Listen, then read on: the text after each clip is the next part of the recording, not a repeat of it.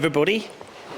Thanks for having us. Hey, so we had a little chat today, didn't we? Yeah, we did. A little bit, just so I knew a little bit more about you that wasn't available on LinkedIn. So we're going to get the scoop today, everybody, and not just the LinkedIn information, but a little bit deeper than that. And what I like to do in these things is start at the little beginning, and you can go back as far as you want. Okay. But maybe you start with the career stuff, or on what got you interested in entrepreneurship. Where did that start for you? Well, entrepreneurship started very early with my dad. So he was an immigrant. Brought us over. I wasn't even born here. I was an immigrant, just follow along. And really, to me, the story really and the talking about shoulders of giants, he was really it. He came to this country with a couple $100 in his pocket. You hear that story all the time, but he literally came here, a couple $100, and started working. And decided, I got to figure some stuff out because just working wasn't going to do it. And ended up over time working at a restaurant because that was some of the only jobs available. And he ended up buying the restaurant from the aging founder of that restaurant, and ended up over time we ended up opening 4 or 5 restaurants all over Texas. So the American dream. Yeah, chokes me up a little bit because I'm in that. Yeah. I'm that immigrant now. Yeah. With my family, it's amazing to hear that. So where was that? Was that which state was that in? So we first immigrated to New York. Okay. And then he moved us to Houston. And that's where the restaurants were. Okay. Yeah. Yeah, and then so did you? How long were you in New York? When did you make the transition to Texas yourself? Oh, I was only 6 or 7 at the time when I moved from New York to Houston, and that was actually a big transition. Yeah. Because in New York, we were in Chinatown. Mm-hmm. And at that time, it's not the touristy attraction that it is today. At that time, it was fairly rough, right? You had Little Italy, Chinatown, and I still vividly remember all the gangs that were always there shaking people down for money, right where you lived, right? But it was a culture shock moving from New York to Houston, what was most interesting to me when I think back on it is that it was the language barrier. So when I was still in New York, even though I was in public schools, they all spoke Chinese to me. Really? Yeah. So by the time I got to Houston, I got there and I could understand, but I didn't have the ability. So English truly is my second language. Americans my second language. I remember the first day. I remember the first day of first grade coming to Houston. I get on the class and everybody's doing their thing, and I just start crying because I didn't know what the hell was going on. Yeah. So it was rough. Yeah. So you grew up in Houston mostly in Houston. Yeah, mostly in Houston. And started working in the restaurants with my parents at 12, 13 years old. So they moved those restaurants from New York to and start opening. They didn't have any restaurants in New York. He didn't get into the restaurant business till he got to Houston. So by that time, he had worked for the guy for maybe about 4 or 5 years. Mm-hmm. Then the guy said, "Hey, I want to retire." And my dad said, "Well, I don't have any money. How do we make this work?" And he said, "Well, just owner finance is what we call it today." But at that time, he just said, "Well, just pay me overtime, right? Just pay me overtime." And that's how we got our first restaurant. And in order to save money, they made me work. Yeah. So they didn't pay me, just so you know. Right. I call it a job, but it really wasn't a job because they didn't pay me. But as we'll get into in a bit, that did rub off on you a little bit, maybe. Maybe it helped. It helped. And so, but you didn't go immediately into the restaurant world. You went into wealth management, right? Well, what's funny is after being in the restaurant business, I was in the restaurant business with my parents all the way until I graduated university. So when I went to UT here, when I graduated, they had a restaurant at Kerrville that I was managing, and I would literally take classes on Tuesdays and Thursdays, and drive, Thursday night, go to the restaurant, manage the restaurant, come back Monday night, right? And then go to class again. And really through that process, when I was done and I had my degree, I was like, F working with family and F working with restaurants ever again. But it must have taught you a lot of patience working with family, I'm sure. But you were done. It was tough, right? When your parents are also your boss, it's interesting. And then they dragged my siblings into it as well. And so, my little brother and my sister were, I'm the oldest, and they were always at the restaurant with me as well. I'd drive them after school, and we'd go to the restaurant. I'd go wait tables, and they'd sit there and help out wherever they can and did homework, right? That was kind of what we did. Yeah. That's a sign of a good restaurant, I've heard, if there's some kids there doing homework. There's going to be some good food. I will tell you, I have the biggest soft spot when I walk into a Chinese restaurant and the kids are there doing homework, and I go, I know how that feels. Well, for me, I'm like, this is going to be some good food. This is some family cooked food here. Yeah. So you went to UT, and then you graduated. And what was that career for you there? Well, so I went to UT for finance, and after I was done, because of my background, I really didn't want to get a job, even though I was interviewing for jobs. And coincidentally, the two offers that I got were from a company called Enron, and the other company was called Anderson Consulting, which is Accenture now. Both of which had major troubles a few years later, right? As you guys know. And I decided to take kind of the path less traveled, right? And there was a company called American Express Financial Advisors, which was a tiny subsidiary of American Express. And they did wealth management. So I went in and did an interview. And I said, well, how much are you guys paying for new advisors? They said, we don't pay. Yeah. I was like, what? Like, we don't pay. You're used to that, though. You eat, you don't pay, right? Yeah, you eat what you kill. And so I thought, I thought about it, and they said, this is an entrepreneurial opportunity. And I said, well, I'm 21. I had long hair at the time. I know it's hard to believe. I had long hair at the time, 2 earrings. Who the hell's going to let me manage their money, right? But I love finance, and I loved everything about being a financial planner and helping people with that. And they said, well, if you want to do it, go get your license and come on and let's make this happen. And sure enough, that's kind of where it went, 10, 12 years later. What was it in you that made you think, no, I can do that, rather than, no, I just want a steady wage? Because that's a big jump. It was, but my dad told me something that always stuck with me even while I was in school, which he said it's better to own your own career and then work for somebody. And no offense to anybody that works for anybody, because I get it, all right. But that always just stuck with me, that I never wanted. I am probably the worst employee that anybody could ever have. Me too. Right? Yeah. I wouldn't follow any of the damn rules, right? Because I want to make the rules, right? And so it's one of those where it was just ingrained in my head that I wanted to be entrepreneurial. And I said, well, if this is the way to do it, and I build my own book of business, let's do it. Mm-hmm. And I said, I figure, well, I'm 21. If I fail, I got time, right? Yeah. And that was the thought. And how long did you do that for?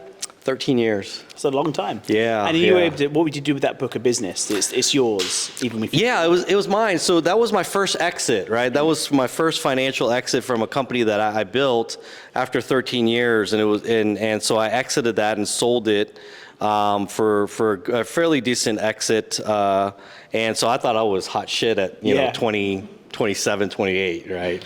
Yeah, I'm a millionaire. Woo, didn't know any better, but that was the first exit. But I exited it because my brother, who was 8 years younger than me, was a sushi chef in Houston. Yeah. And he wanted to start his own restaurant. Mm-hmm. And so he came to me and said, hey, I want to start my own restaurant. What he was really asking for was money. But I said, hey. You're a hot shot, dude. Yeah, like, right. Come on. Yeah. I said, wait. I've got this idea that I've been thinking about. I don't know if it's real or not, but you're the sushi chef. You tell me. I said, what about can you do sushi rolls like you would do like a Chipotle bowl or burrito or a Subway sandwich? What year was this? This was 2003, 2004. Right? Yeah, I'm trying to think what was around then. Yeah, it was because I'm from the UK. Uh-huh. I'm not actually from East Texas. I lied. But we had Yo Sushi, and we had Wagamamas, and these things that were more fast Asian style food. Very much so. But I think that was around then. But over here, that was just unheard of. Well, it was one of those things where has anyone ever gotten sushi at HEB? Yeah. All right. Well, tell me the truth, right? Tell me the truth. That is like dating somebody you don't like. Right? You know what I mean? Like that. It gets the job done, but it's not satisfying, right? And so that's where the idea came from. I was like, you know what? I kick myself for always buying the HEB sushi. Yeah. Because it's not. it gets me by, but it's not that good, right? And it was just kind of this weird feeling. So I was like, you know what? Let's just open restaurants that can do it fresh, and it's just as fast as grab and go, and you can just move on, right? Yeah. And did you get on well with your brother? Because you obviously grew up together, but you'd worked in the restaurants together. Do fist fights count as getting on? Yeah, they do. Yeah. That's how we get closer. I will tell you. So because of the age gap between me and my brother, and the difference in mentality, I think, is the best way I could put it. My brother didn't go to college. He went to high school, barely got through high school, but he was very good with his hands, and he was much more artistic, right? If you meet him, you wouldn't think we were brothers because he's sleeved up, right? He's got his tats, and it's kind of the bad boy, car drop down low, all that. I was like the preppy guy, right? I was like, oh no, I'm in a suit and tie, and and I had my hair combed the right way, and blah blah blah. And so when we got together for business, it was almost like a yin and a yang, and so because of that, we fought all the time. And there was one time where we got close to a fist fight, and the only thing that stopped it was my mom fainted right next to us. Poor mom was We can laugh about it now. She couldn't take it anymore because we were just yelling at each other and getting ready to fight. But what's funny is after the doing How Do You Roll with him, and we built this franchise, and we did Shark Tank together, we did all this stuff together, and it was the shortest of all my business careers, but it's the most memorable, and and we are such good friends now, which is very different than growing up. Growing up, because I was so much older than him, I was always like, oh, I'm going to tell you what to do and blah, blah, blah. But now we are like good friends, and we talk business now, right? And it's just it's a different vibe. But I think that's the truth in adversity done right. If you go through adversity with somebody, you can draw yourself a lot closer. Well, it was a crazy move to begin with, right? I sell this practice that I've been building for forever, and I go into restaurant business, and I go and work with my brother, which I said I'm never going to do again, right? And there I was doing it, but it was interesting times when we did it, because there was something in the back of my mind that said, I really want to work with family, right? So, and that's really what it came down to. Beautiful. Yeah. So you guys started this sushi restaurant. You opened a few. You're starting to make some fairly decent revenue now. Yeah. And then one day the phone rings, and who is it? Well, actually, it was a little further down than that, believe it or not. So by the time Shark Tank called us, I was actually up in Boston doing EO's program, Entrepreneurship Master's Program at MIT. And they called us, and at that time, we already had 5-6 restaurants and started franchising already. Okay. So it was a little bit further in. I think we had 6 or 7 stores by then, with another 10, 15 to open. And that's when they called us. And so when they called us, I told you this morning, I didn't know what Shark Tank was. And so my first reaction, I had never heard of it, right? Yeah. So my first reaction is, no one's fucking throwing me in the ocean and hang out with sharks, right? Yeah. I don't swim that well, right? And so that's what I thought it was. Survivor or something. You thought Joe Rogan was going to be there to check in. And my marketing director, she was like, no, that's not what it is. What they mean is businesses pitch. And I was like, oh no, I don't want to be on reality TV, no go. Right? I told you in the UK they call it Dragon's Den. Yeah, you were saying that. Yeah, I didn't know that. Yeah. We have just an alternative to it all. Yeah. Is it? I didn't know which That's one the was original show? Like The Office. The original one is the English one. Yeah. Okay, so they called you, which I didn't know always they did. Because I told you I had a friend that went through the UK Apprentice, and he had to apply for that. And he, but they actually called you. They're looking for good caliber companies to pitch. Well, what I found out later was with all good reality TV is that they need good characters, but at the same time they needed to make it feel like real businesses were on the show as well. And so they had what they call scout to talent and open auditions, and that was the way they found people for their shows. We were on the scouted talent side. Yeah, that's cool. Yeah. And so you went in and you pitched to the sharks. Yes. Say dragons. Eventually, at first I said, no, I'm not going to do this. No, I'm not going to do this. My marketing director, she was like, no, you got to do this. You got to do this. Just talk to them. Just talk to them. Just talk to them. And so I got on the phone with one of the producers, and we're just talking, and I'm just kind of blowing it off. And I think she could tell I wasn't really paying attention. And she goes, we have 5 million viewers. I said, I'm sorry, what did you say? And she goes, we have 5 million viewers. I was like, you guys have 5 million viewers? That many people watch the show? It's like, yeah, we got Mark Cuban, we got Damon John, we got all these people. And I was like, okay, well, let's talk about this. Let's talk about this for a second. And that's what eventually got us onto the show. So we talked a little bit about this, and I want to uncover some of this. He said it was okay, we can uncover some of this. Yeah. They sent you the contract over. So again, I had a friend of mine that was on The Apprentice, and we talked a bit about the contracts and how the deals work behind the closed doors. Yeah. And I didn't know how it worked on Shark Tank. So they sent you a contract, and I didn't know this. Well, I don't want to speak for you, but there's the money that the Sharks take, and there's a percentage as well. Yeah. So ABC is the producer of the show, right? And so what ABC basically does is they say, well, we're the producer of the show. And so here's our contract. And the contract was everything from, hey, we own all the content. You have no rights to use any of the content, all this stuff. But on top of that, what they said was, and if you're successful because of the show and you have an exit down the road, we get 5%. Crazy. And I was like, no. Sounds like textiles. Right?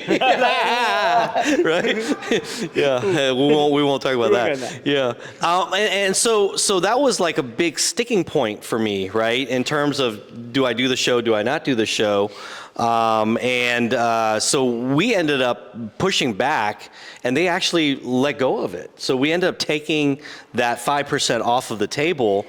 So essentially, we just went on the show for no cost to ABC.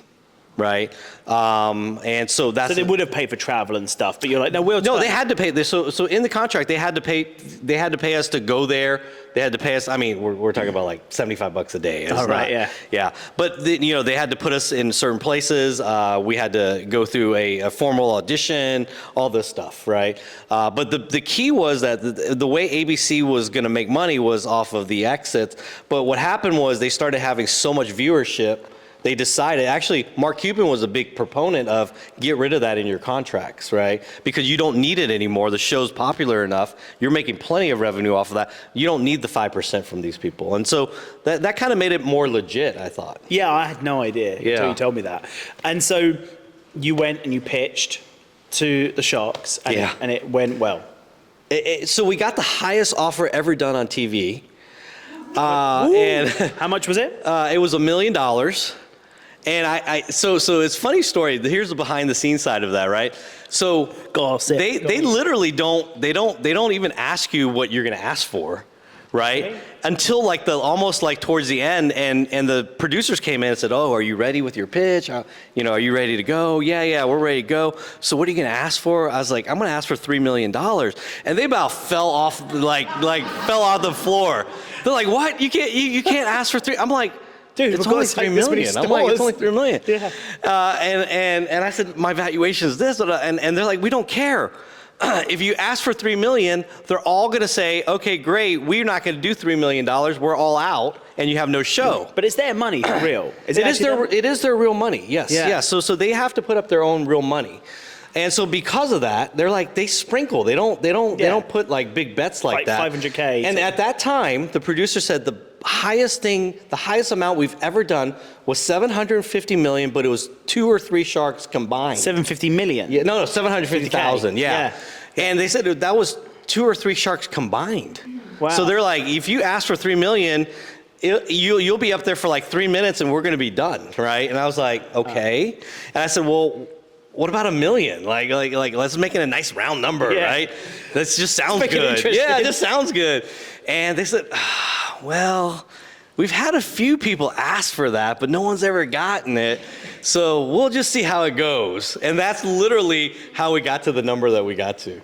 That's great. And so I didn't see the episode. So was it all of the sharks that came on? Or is it 1 or 2? Who was it? Well, so what ended up happening was the deal was done, and it was funny because as I was going up and we were doing the pitch, and what most people don't realize is if you watch the episode, which is I think on Netflix or something on YouTube or something like that, it's only like 8 minutes long. It's short. But what most people don't realize is we were in front of the Sharks for 90 minutes. 90? So out of 90 minutes, they cut it all the way down to 8 minutes. What are you doing? 90-minute pitch is intense. So for 90 minutes, the lights were brighter than these things here. and you're don't make fun of standing my there, and you lights. can't. No, sorry. And you're standing there, and you literally could not move. There was little blue tape that was on the carpet, and you had to stand there. And they said, do not move from that position unless otherwise told, right? And so I'm standing there. I'm in a full-on suit. I'm sick. I took 2 Dayquils before I went on the show, and I'm just sweating. I'm just sweating like crazy. Yeah. And what happens is, though, all the sharks start going out fairly quickly. Yeah. Right? And they use those sweat shots to like cut, punch in. in. Yeah. It's so funny because when I watched the episode, I'm like, oh, but that was from this part. And they just pieced it together. Yeah. And I can even tell you where they messed up on the editing. But when they started going, Mark Cuban started first. Because they just run all over each other, right? They just yeah, shut up, yeah, blah, and they just start going. Mark Cuban goes, no, I have a very important question, which is, you're asking for $1 million. That's a lot. That's, how did you come up with your valuation? And I said, oh, well, I used the discount cash flow model. We have this many units. This is where we are. And then he started asking, well, why did you pick that discount model? And for 15 minutes, we were talking about valuation. And then when we were done, he goes, you know what? That was the best presentation I've ever seen anybody that knows valuation and understands valuation. I don't want to be in the sushi business, so I'm out. Well, guess what they put in on the episode? Exactly. I don't want to be in the sushi business, I'm out. So the entire conversation about valuation, which for me, as a geek, I love that part of it. They're like, none of that's ever going to show up on TV. And I guess it makes you look a little, were they kind of framing it badly, or were they trying to make you guys, put people on the edge of their seat a bit more? So, yes, they so it's funny because when they film it, just so you guys know, they film the entire season in 3 weeks. And they just change outfits, just so you know. So, yeah, it's hilarious. So you actually can see them, they're changing outfits and changing tie colors and stuff like that. And then they film the next, X amount of episodes. So for our episodes, they filmed, I think, 16 of us that day, in one day. Right? They start at 6 a.m., they go till 8, 9, 10 p.m. We had to line up at 6 a.m., we didn't pitch until 10, and then we didn't get out of there till past noon, right? So it was a long day. But the sharks, they're there longer. And they take breaks and stuff like that, but they were there for a long time. But when they're going through that whole pitch part of it, I got to see the other people pitching. Right, which they make you sign confidentialities and all that. But one of these poor girls, you could tell they didn't prep her. They didn't tell her what was going on. They just threw her to the sharks. And the poor girl was crying, and I felt so bad for her. And I was like, oh shit, we're next, And it was just one of those, you start realizing that they want the drama. Yeah. So they figure out how to get the drama, right? Yeah. That's crazy. So, but you got the $1 million. So we did it. We agreed on the show, and then after that, it becomes a real business deal, right? Who was it with? It was with Mr. Wonderful, Kevin O'Leary, and we agreed upon $1 million for 20% of the company, and then afterwards, then it becomes a real, actual negotiation. So it was on a Saturday that we did our episode, and what was funny was as soon as we did the deal, Kevin O'Leary's lackey guy, whatever you want to call him, comes in, Mr. Alex, whatever his name was, suit and tie, is like, oh, you need to sign this contract because now you've agreed to this deal. And I was like, whoa, I'm not signing anything. He goes, well, that's just the way it works. Don't worry about it. And then I'm reading through it, and I'm like, this is an LOI.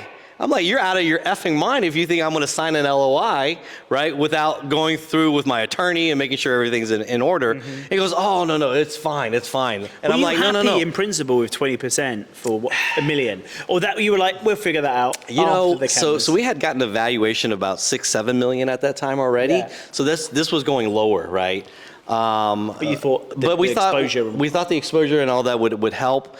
But on the backside, what we end up doing was we basically couldn't agree on the LOI because I wouldn't sign it on Saturday, and I said, hey, I can't sign anything legal on my company, without my attorney, and it's Saturday. I don't get home till Monday.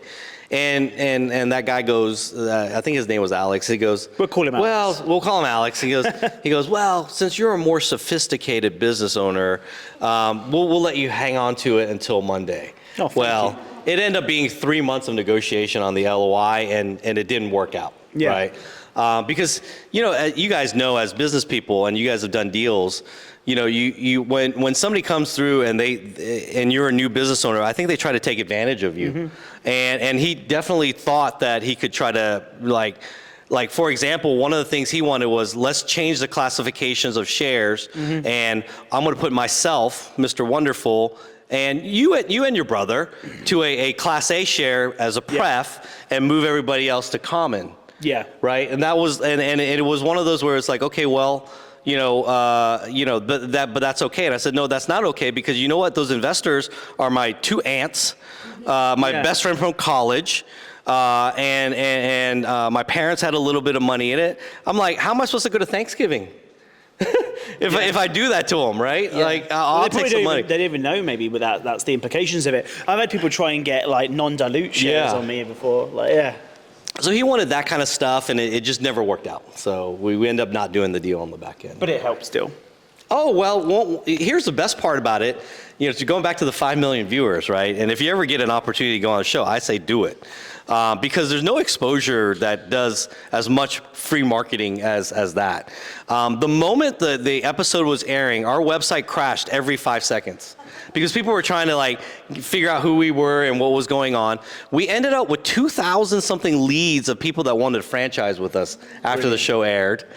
And we ended up picking up 40 of them for 200 something units to be opened over like a 10, 20 year period. Amazing. It was insane. It was insane. So, but you exited that company. Yeah, so and this is another entrepreneurial, so because I love this room, because I know a lot of you guys already, but you guys are truly entrepreneurs, and you understand when I say this.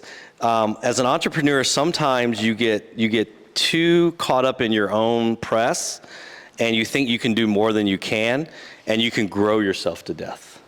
And that was what was happening with How Do You Roll. We started, because we sold so many franchises, we had so many things going on, we went from 6 people to 36 people staff within literally a couple of months. What I had to explain to my brother was, we're losing the soul of our company. Because what we started off with was this idea of making the world better, and we had a certain philosophy and a culture. The moment you bring on 30-something people overnight, and you're trying to franchise on top of that, literally all your values just went out the door. Yeah. And I said, look, we can't keep on doing it this way, and so we decided to sell the company. Yeah. So I'm going to have one more question for you, just about where you're going now, what you're doing now, and then we're going to open it up to the room. So I'm going to pass my mic around. One of my colleagues will grab the mic off me and move it around the room. So start thinking about your questions now. And the question is just to you that I have is, what's now? What's new for you now? What's next? Well, I made a pivot at the end of 2022 from real estate, doing real estate investments and running a real estate company into a new opportunity, which was search funds. I heard some of you guys were searchers. Bill's one of my searchers with NCA over here. And my pivot was really about my life and where I was trying to go with it. I could have continued being, a CEO and running our real estate company and all that, but I really felt like I was at a inflection point where I had been the operator 3-4 times over, and quite honestly, it's tiring. Right, it's tiring, and I wanted to find something else where I could still add value to people. And I thought about maybe just being an executive director for a nonprofit and just kind of sunsetting that way. But ultimately, this idea of searchers and helping other entrepreneurs just really got me jazzed up, right? And I love the conversations Bill and I have over coffee, and we're just bantering about this company and this, that, and the other, right? And whatever I can do to help entrepreneurs, I thought, wow, that's really my calling, because you have a very interesting time frame here where the boomers have built up all these businesses, and there's not enough millennials and people behind to really pick up continue those legacies. And so I felt like there was an opportunity here, and I'm just a firm believer that if it wasn't for God bless the USA and entrepreneurship and capitalism, because without that, I wouldn't have been able to do and have the life that I have, right? And so I felt like that was very important to help others get there as well too. And so today, you know, we set up and it was very interesting to me though. So when I got into looking at the search fund space, what's amazing to me, Stanford does a study on this every other year, right? What was amazing to me was it's been around since the 80s. It's the highest performing sector in private equity, and no institutions touch it.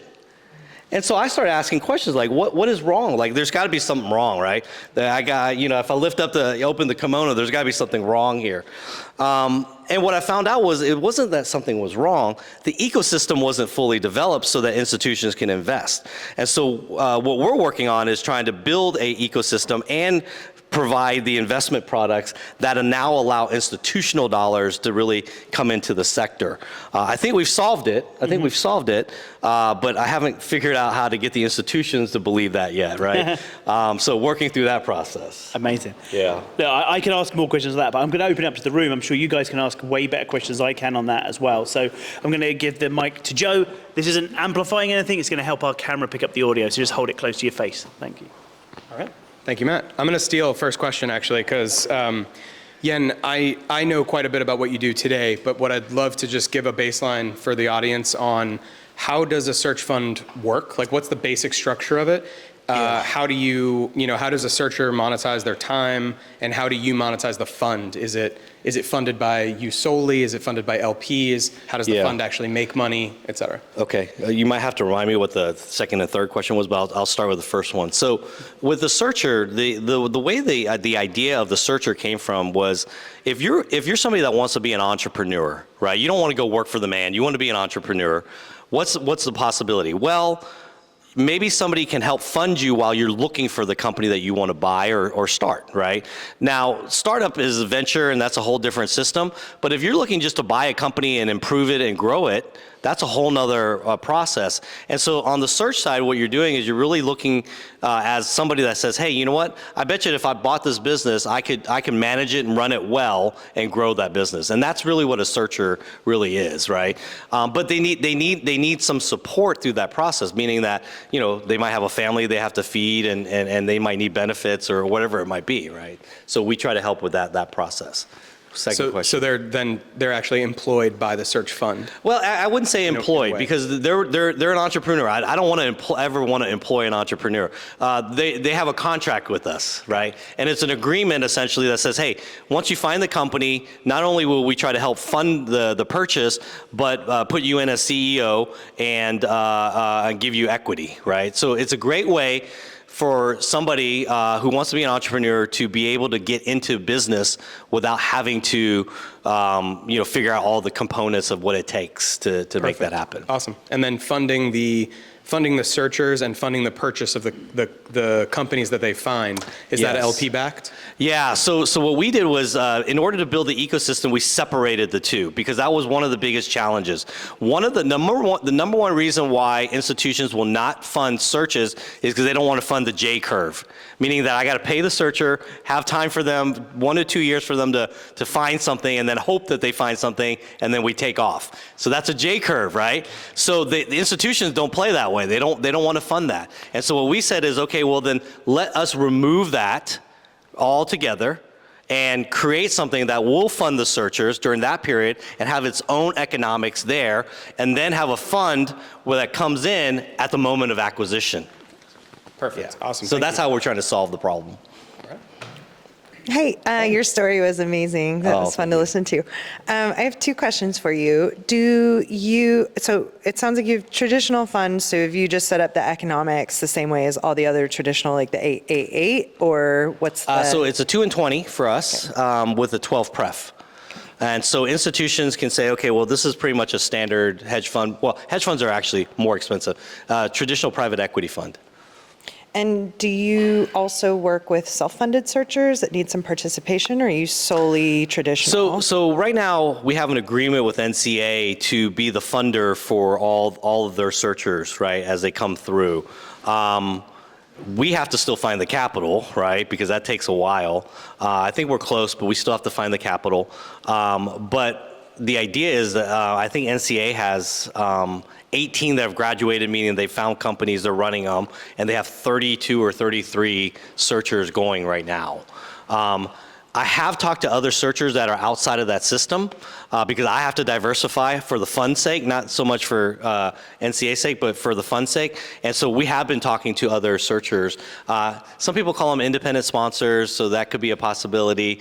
Or somebody just has a deal and they want to buy it, right? And we can have that conversation with them. Yeah, I think the indie sponsor play is like based on, I know. Indie sponsor is putting in a management team and running it like a fund, but it's deal specific. Yes. And then self-funded searcher are folks that like they find a deal, but they need some additional like equity injection in order to be able to use SBA tools and other tools that are available to the individual searcher. Yes, So and that's fair. Like fundamentally, if you're talking about a traditional independent sponsor, they're a financial player. Right. So I always joke around that they actually find the horse before they find the jockey. We find the jockeys that go find their horse. Right. It's a little bit different in philosophy. So I agree with you there. But I think your question is more around what if you have a searcher that is self-funding. Yeah. And then will we help them? Yeah. And the answer is yes. Okay, the answer great. is yes, absolutely. It's just I got my hands full with all the other deal flow right now. We should talk because Yeah, I yeah, know yeah. people that could really use your insight and Yeah, thank you. All right. I have one right here. My name is Subhash. I want to say congratulations to you and thank you. But one of the things that was fascinating and it kind of hit me is, has anybody close to your family or others been inspired by what you went through and kind of created a spark in their investments? And what makes you get up every night? It's not the money, it's something else. What's that? So the first question is around the family, and it depends on how far you consider, because we're Chinese and we roll very deep. So so even like second, third cousins, I stay in touch with, and we talk and stuff like that. Not a lot of entrepreneurs, unfortunately. Quite honestly, that is the fault of our parents, and I blame them for this because they all wanted us to be doctors, lawyers, and engineers, right? And literally, guess what? All my cousins, they're all either in the medical field or they're in tech, right? Because that was the mentality. That was the mentality. My sister's a teacher. She's been teaching here in Round Rock ISD for 20 years, teaching middle school, and I will tell you, I admire her because she brings, I bring a lot of economic value in my opinion, but she brings social value, which is very different, right? And quite honestly, I admire that because even for myself, you said what keeps me awake at night, right? Is this idea of, can I transcend myself and the people around me from this idea of working towards being successful versus working towards being significant? And the idea of significance and having a real impact on the world is more important than the money and don't get me wrong, I love my house, I love my car, right? I mean, my kids have everything they ever want or need. That's not the point. When I look at my kids, what I'm most worried about is, will you understand value and will you make the world better and leave it better than you found it? That to me is the thing that I'm most scared of. And that conversation goes all kinds of different ways into, is it the environment? Is it labor law? I mean, it could be anything, but it's this idea of, do my kids and the future generations start thinking about not just economics, but rather social values as well. And that's really important, so, yeah. I appreciate you coming in. Yeah, you bet. So a lot of people, I feel like right now, are getting into search funds and all of this stuff. When somebody comes to you talking about, like, I want to get into search funds, do you have a particular thesis or set of standards that you try to guide them towards when just looking at, like, hey, what should I actually be looking for in a deal to not go to shit? Yeah, so I think there's two parts to that, right? One is if somebody wants to be a searcher and an entrepreneur and that conversation. Then there's the conversation of, well, my investment thesis, right? Which is much more narrow than searchers in general, right? A good example of that is that if somebody, when you think of entrepreneur, for me at least, I always thought of it as kind of the wild, wild west. If you're an entrepreneur, you're a cowboy, right? You perceive risk different than everybody else. If there's a 0.5 chance of making it happen, you're like, oh, let's go do it, right? That's an entrepreneur, that like in the true sense of the word, right? That trailblazing feel, right? What I find is in our model and what we're trying to do is much more narrow. And so I actually don't want the cowboy. If I meet the cowboy, I actually tell him, go do a startup. Like go do a startup and get startup capital and be in that world. If you want to be a searcher, then you're really looking for a company that you can then add value to, right? That's really the objective of the searcher. And so there we can have a conversation, and sometimes it fits into my model and sometimes it doesn't, right? So for example, we have to look for companies that are 1 to 10 million in EBITDA, right? If it's below that, that really doesn't fit into what I'm trying to do. If there's not an aging founder looking to sell, yeah, maybe it doesn't quite fit into what I'm trying to do, right? But I still have conversations with searchers. I met this searcher out of Florida. They were doing a bakery. They were doing a bakery and they wanted to talk about franchising and all that stuff. And so I had a 2-hour conversation with them about, what they should do. I said, I can't fund you. It doesn't fit into my model, but, let me go introduce you to some other folks. And I end up introducing them to some other capital sources instead. So, yeah. First off, thanks for giving all the little extra detail to Shark Tank. That was super fun, the behind the scenes. And also want to give a shout out to Matt because when he injects with his English humor, it is great. Thanks, brother. Yes. I don't know what you're saying. I don't know what he's saying half the time, but it's really funny. So I have a two-part thing here. The way you were describing private equity struggling with like what I heard was there's no efficiency in the search market. Yeah. And so Tim over here in the good cowboy boots and the great hair, we were chatting earlier, and he comes from the numbers piece, but it seems like he's getting it. And we were jamming on this because I have an acquisition under my belt and some other ones. So can you just speak a little bit to how you look at it from here's efficient markets and then these are inefficient markets, and how you look at that? Well, as far as market efficiency and inefficiency, that's what really attracts me to the whole search world, right? Because it is inefficient, because when you look at the overall and you look at the spectrum, everything from, it could be different industries, it could be different financial picture, different growth models. I mean, that's what makes it exciting and opportunistic, right? In a market that's already efficient, it's much harder to get alpha. Much harder to get alpha. And so I like the search space because it's inefficient and it's very fragmented, very, very fragmented. That's what allows us to get the alpha and the performance, right? To make those things happen. And the other part for me is, I keep using this term, passion alpha. So here's what an entrepreneur brings to a business. It's the passion for the business, the industry, the people.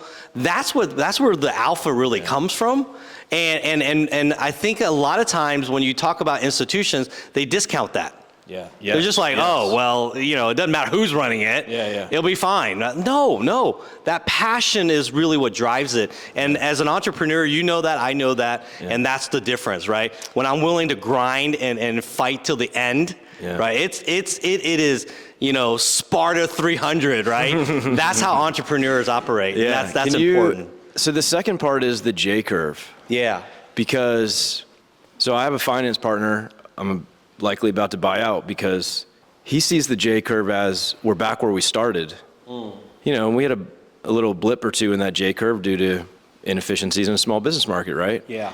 And and I'm okay with that because I see it different. But I'd be really curious, how do you keep your composure when you're in the J curve, when everyone else is maybe putting pressure on, or the founder, or the passion person you're talking about? Because I'm over here like, I just stopped kicking my teeth with him. I'm like, all right, well, I'll just quietly buy you out because this is what so can you speak to that a little bit? Because yeah, that's a great question, right? And we're talking about So first off, I tell people, I mentor a lot of folks doing startups and decks. So I look at like probably 20, 30, maybe 40 decks a year, right?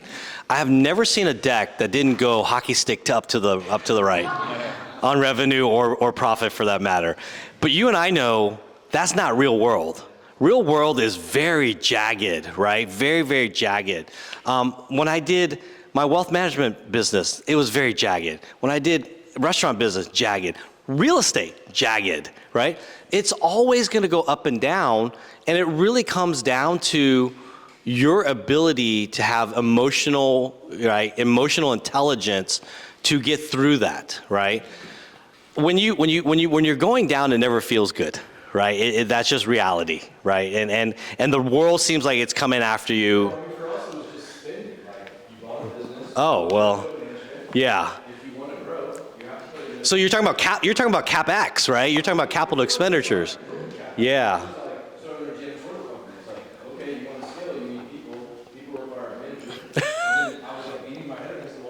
Yeah. Well, so that's the entrepreneurial spirit, right? I would sit there and say, look, taking risk and making capital expenditure bets and capital investments bets is part of being an entrepreneur. And sometimes it works out and sometimes it doesn't, and you have to be prepared for either outcome, right? That's normal. If you're not comfortable with that, you're not an entrepreneur, and you shouldn't be an entrepreneur. You should be a W-2 salaried employee, right? How do you talk to your LPs to explain what's going on? Ah. Around the floor, like, hey, this isn't Jack and Jake. Yes. Don't freak out, calm down. But like that's what I'm curious about. How you speak to the LPs, not how you speak to the search. You know, it's a conversation of helping them understand, right? And I've had a lot of those conversations, whether they're invested in the stock market, or they're invested in my restaurant franchises, or if they invested as an LP in my real estate deals. You have to look. Markets go up and down, right? Let's look at the macro trends of where we're trying to go to. What was the business plan dictating, and how are we going to get there? And ultimately, that's really what it comes down to. So yeah, I mean that's just a open. Here's what I wouldn't do though. I wouldn't hide the bad from your investors or LPs. I personally don't. I'm just acknowledging, like, to me it's like a qualifier. Is this the right investor for this particular person is not. Oh. Right for other things. But I'm wondering if people that are on the fence, do you have one or two little sayings or nuggets where you help them get comfortable with the J-curve? That, hey, Yeah. applying PE efficient market models to this. Here's what I tell every investor with me, whether big or small. I said, look, you have to decide what size roller coaster you're comfortable with, right? And I'm just telling you, my roller coaster is the Velociraptor. So if you're not ready for Velociraptor, let's go Harry Potter and let's ride the train, and it'll be a lot safer, right? You have to decide what ride you want to go on, you know, on this journey. And people are usually braver until they actually get on the ride. And so I know that, right? So I think about that, right? And I temper that, right? But that's part of the conversation. No, go ahead. To see the money psychology come out, we're like, damn, man, you're the finance piece of this. You have all the money, you have all the assets. Yeah. You're freaking out over a $2,000 bill. All right, we got a question here from somebody who definitely knows this space. Justin didn't get to do a 10-second intro, so I'm asking you to do it right now. Yeah, sorry, I was a little tardy. Justin Donald, founder of the Lifestyle Investor book, podcast, Mastermind. So entrepreneur at heart and investor for about 25 years or so, 15, 16 in alternative investment. So I love this whole space. So I'm curious, I'm going to make some assumptions here based on the fact that you've got a 12 pref, meaning you're probably buying cash flowing businesses or businesses close to cash flow because you do need to pay people out. I'm assuming it probably accrues for a period of time if it doesn't cash flow.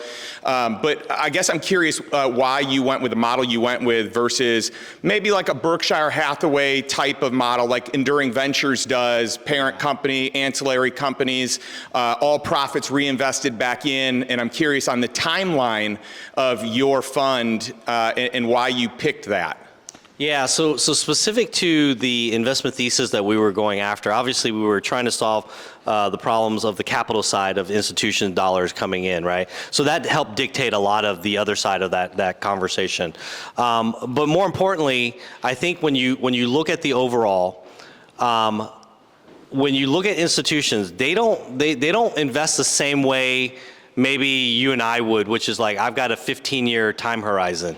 They've got a 3 to 5 year time horizon, right? So we had to create a product that could fit into that. So with search, what we basically said was, look, we're not going to do distressed turnaround startups. We just can't, because the time horizons may be too long for that. So we're going to do profit cash flowing businesses that we're going to pull certain levers, and that's why the niche of aging founder seller is great, because we know already in our minds that there are probably easily 3 levers that we can pull. One is sales and marketing, because they probably didn't invest in that. It probably grew organically. Number 2, technology. They probably didn't invest a ton or enough into technology for efficiencies. And number 3, governance. They were used to being their own little king or lord of their company, and all decisions were made that way. So the combination of those gave us kind of the investment thesis of what we wanted and what we liked. Yeah. All right, we're starting to get set up over here. Let's take 1 or 2 more. Any last questions? If we have them. Yeah? Thank you. I'm Yaron. Just a quick question. So you were in the seller seat twice, and now you're in the buyer/investor seat. How did it impact the way you structure your deals and the acquisitions? Yeah, so seller seat 3 times. Sorry. But 4 exits, meaning one of them didn't work out. I think it's important to share that, businesses also don't work out, right? Sometimes that happens. And so I had an exit. It wasn't an exit, but it was an exit. Different kind of exit. I think when I look at it from my perspective, it is a market, and it's a market that's designed to have negotiation back and forth, right? And perception of value is very subjective, quite honestly. We MBAs, we finance people always want to think that we have an algorithm and a system. The reality is still the same. We buy on emotion, we justify it by fact and logic, right? You've heard that, right? That is so true, and you have to know that, right? And so when you look at businesses, regardless of which side you're on, you have to remember that, right? And so the way I see it is, I want to pay a fair value, but what I'm most interested in is the potential of that business. That to me is by far more important than your traditional models of, well, we grow this at 20%, we cut expenses here, blah, blah, blah, and we end up here. Because it doesn't work that way. That's just for financial modeling purposes, right? The moment COVID hits, everything goes out the window, right? The moment something happens, everything goes out the window. So you have to be prepared for that piece of it. But what I'm looking for is, okay, it's no different than if I buy a car. I need to check under the hood to make sure the engine's good, or in this case nowadays, the battery's good, or whatever it might be. But that's really how I think about it, right? And so I don't sit there and go, well, I overpaid, underpaid, or whatever, or the searcher overpaid or underpaid. There's just a number that I'm thinking in my head of where it's going to go. Does that help? Did I answer the question? Yeah, I really was referring to the emotional component. Oh. Like being in the seller seat. In the seller seat. Going through a due diligence process. Going through the process of selling your business, and then approaching it as an investor. Yes. On the other side. So, that's a great question. I appreciate you clarifying. So, as somebody that's a seller and as an entrepreneur, don't ever let the possibility of you selling stop you from running your business. Because I made that mistake before.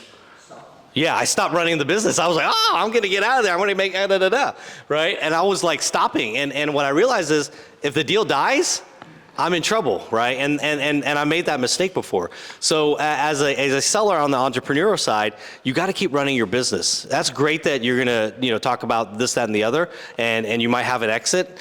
You can't bank on that until literally the moment it's done. Mm-hmm. Great questions, everybody. Thank you so much. Matt, thank you. I appreciate it, Matt.